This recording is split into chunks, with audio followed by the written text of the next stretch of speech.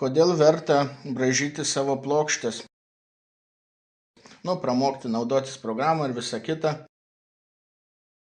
Paskui užsakytai lengvoji dalis.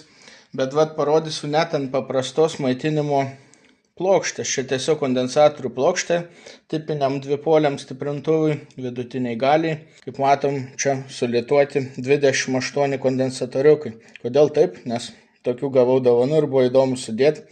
Taip prikolnai atrodo jų daug, bet tai ne visada praktiška. Todėl ta pati plokštė palaiko ir labiau tradicinį sprendimą. Pavyzdžiui, 4 galingus didelius. Ar net į tarpus galima mažesnių įdėti. Kai kurie vis dar telpa. Dar vienas dalykas – jungtis. Matom 2 komplektai jungčių. Visų pirma ir 2 stereo kanalams, bet abi jungtis gali būti ir 2 tipų, ir gali būti ir stačiai, ir 90 laipsnių kampu. Kaip čia. Phoenix tipo jungtis 9 laipsnių kampu į viršų.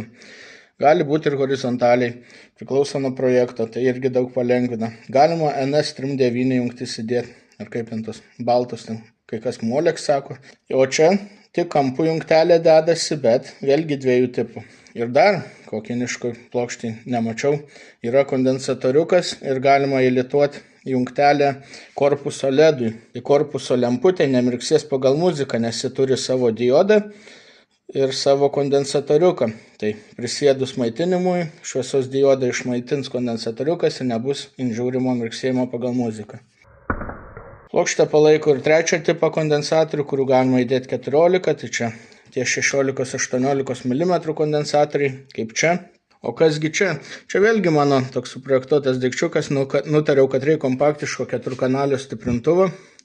Tai padariau tokį dalykėlį. Čia daug įdomių sprendimų, žemė kitaip realizuota, kitaip įėjimai, išėjimai. Apie šitą, manau, verta net 15 minučių video sukurti, bet parodau trumpai. Kaip idėja buvo tilpti 10 cm pločio, tai gavosi, kad vienas kanalas čia užima vos 25 mm į plotį.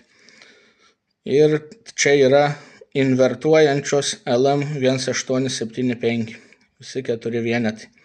Ir dar ir patys kondensatoriai ant plokštės, tai jai trūksta tik diodų tiltelių. Tai irgi tokio bairio gatavo nenupirksi, tai tikrai siūlau, kas norit labiau užsiimti elektroniką, tikrai verta pramokti projektuoti savo plokštės, nes visiškai kitas pasaulis tada atsiveria.